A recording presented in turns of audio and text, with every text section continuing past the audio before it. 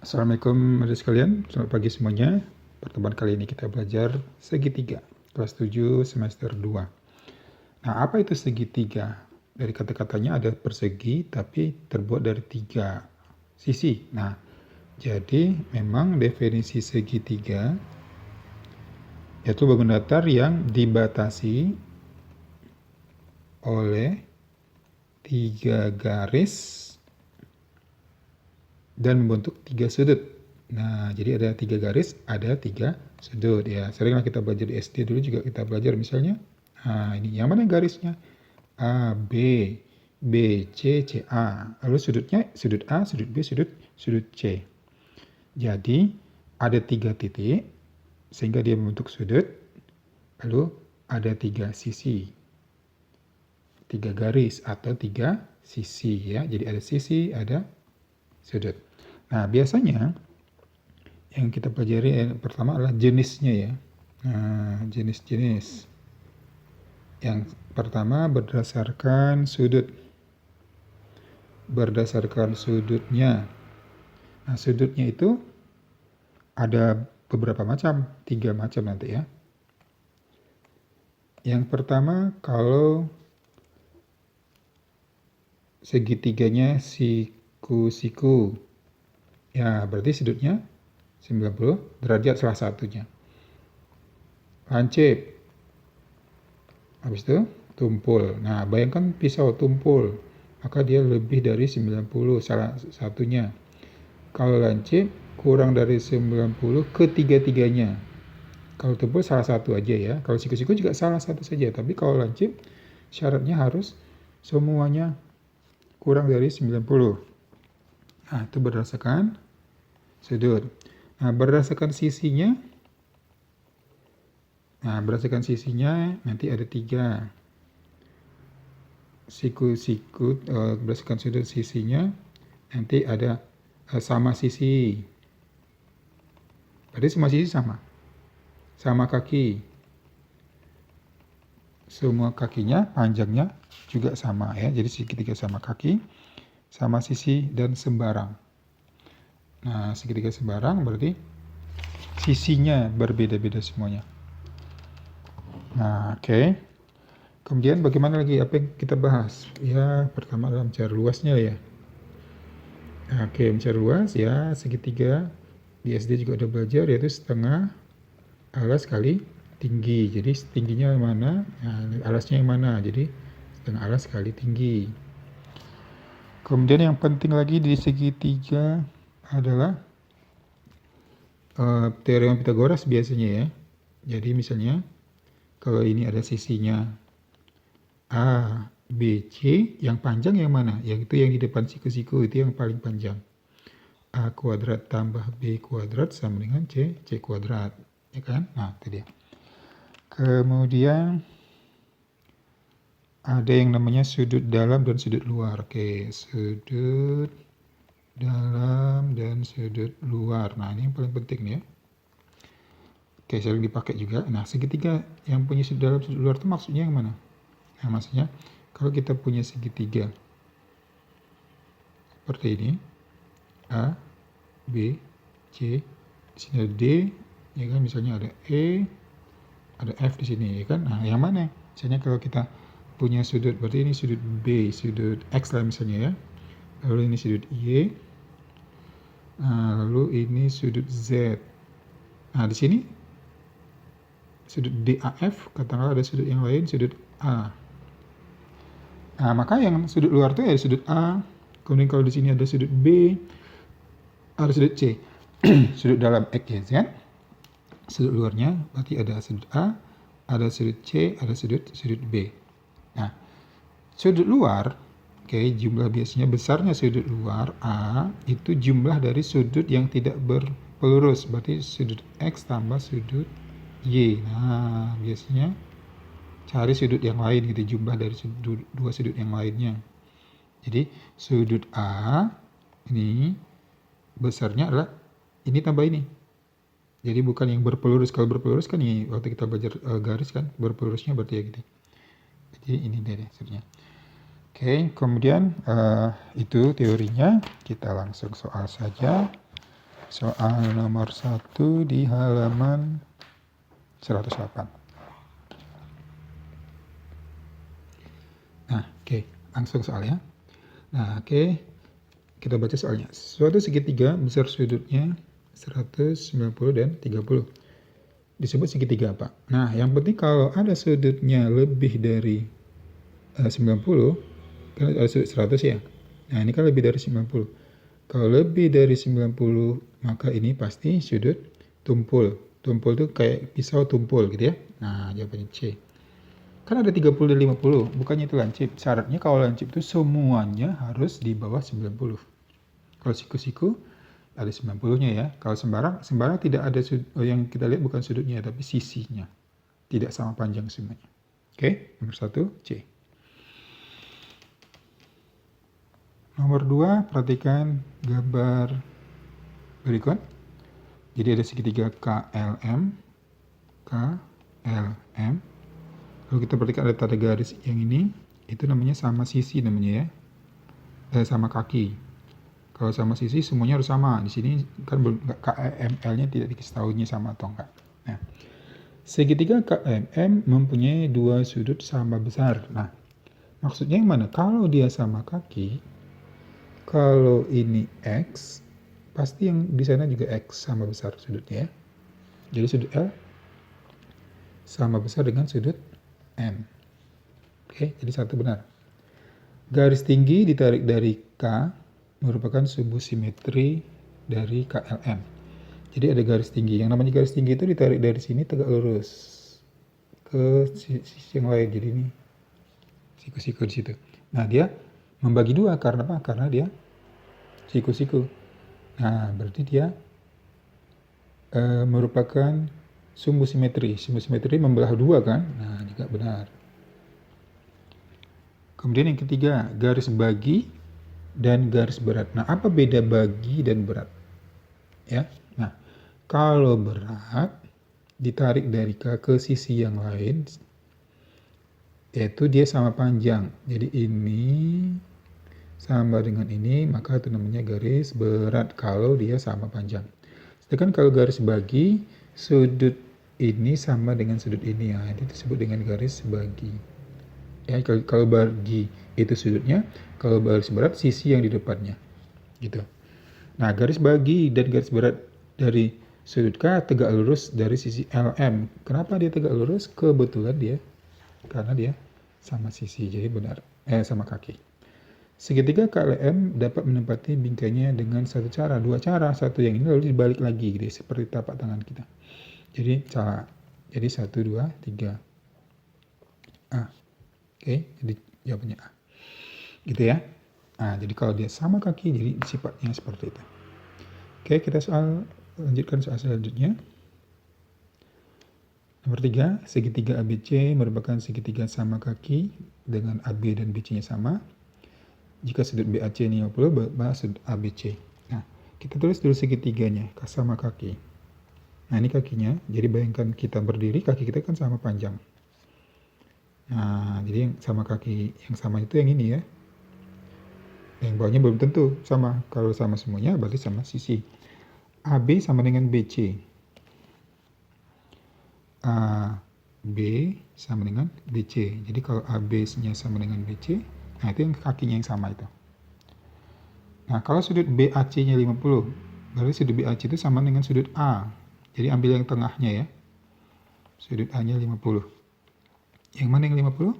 Yang ini. Sudut A-nya 50.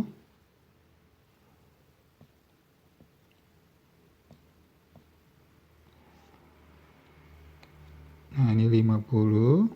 Nah, kalau sama kaki, maka yang sini juga 50. Gitu ya. Kenapa? Karena kakinya sama, maka besar sudutnya, panjangnya nanti sama. Besar sudutnya sama karena sisi yang ini sama dengan yang ini nanti.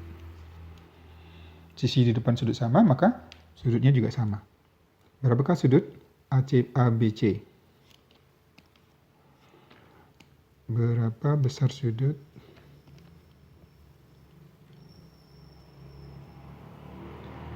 ABC? Sudut ABC berarti B-nya ini kan.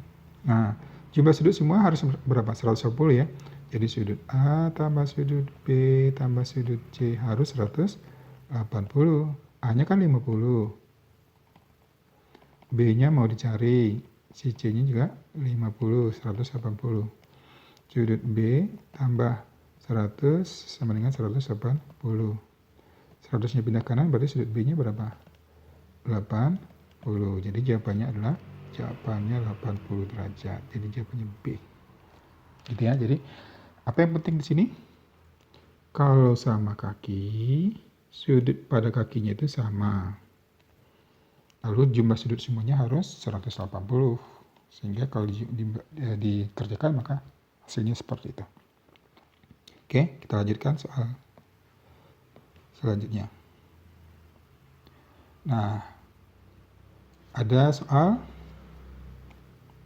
berikut. Perhatikan gambar di bawah. Besar sudut A berapa? Besar sudut A berarti yang ini ya. Berarti 2x. A-nya 2x, C-nya 3x, dengan B-nya x tambah 15. Kita ingat bahwa kalau sudut A tambah sudut B tambah sudut C 180. Udah, tinggal cari x-nya dulu, nanti dikali 2. 2x, sudut B-nya x tambah 15, sudut C-nya 3x sama dengan 180. X-nya tambahin dulu, 2x, x, 3x, 6x. 15-nya pindah kanan, 180 kurangi 15. 6x sama dengan 165 ya. Berarti bagi 6 kiri kanan.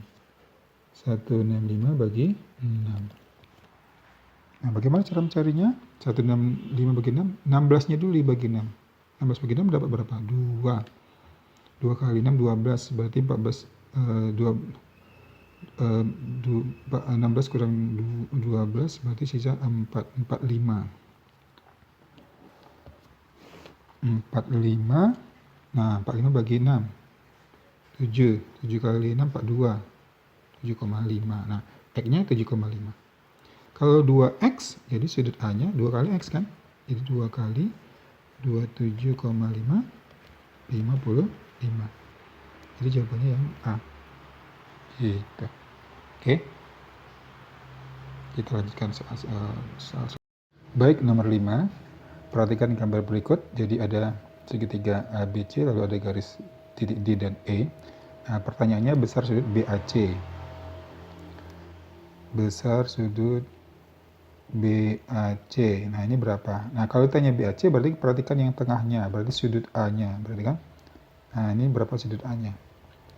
Nah, yang harus dipikirkan, kalau ada segitiga, maka jumlah sudutnya 180, tapi di sini masih dalam X. Lalu sudut B-nya juga kita nggak punya, berarti kita nggak bisa ke 180.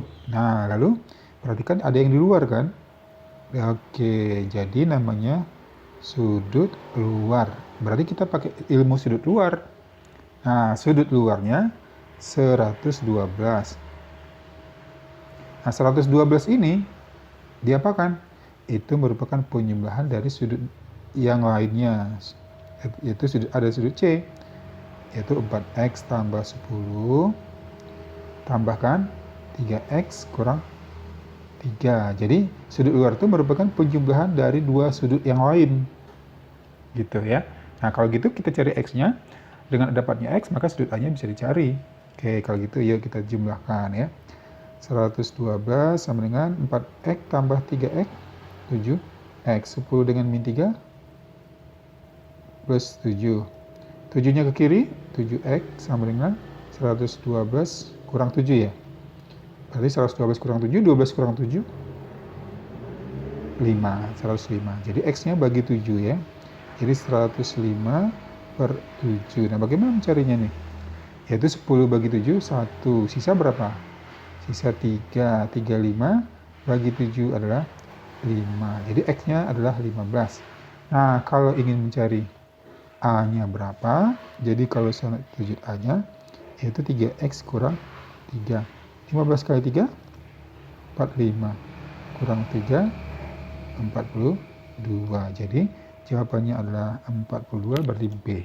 Demikian ya caranya ya. Nah, jadi kita pakai sudut luar. Sudut luar itu penyumbahan dari sudut yang lainnya.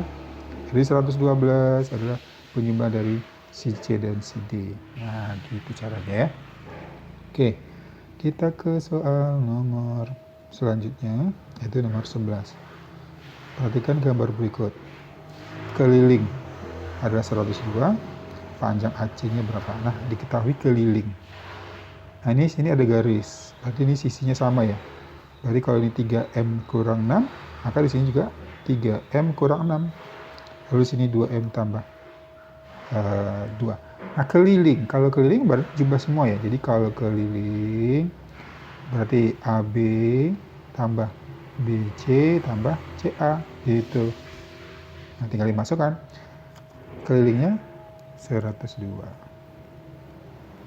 AB-nya 2M tambah 2.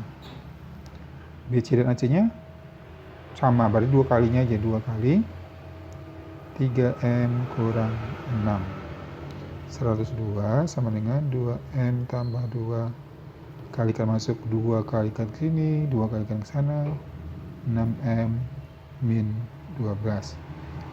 Oke, 102, 2M tambah 6M, 8M. Plus 2 dengan min 12, min 10. Min 10-nya pindah ruas, jadi positif. 112 sama dengan 8M. Berarti M-nya sama dengan 112 dibagi 8. Nah, 112 bagi 8. Kita jangan bagikan dulu, tapi kita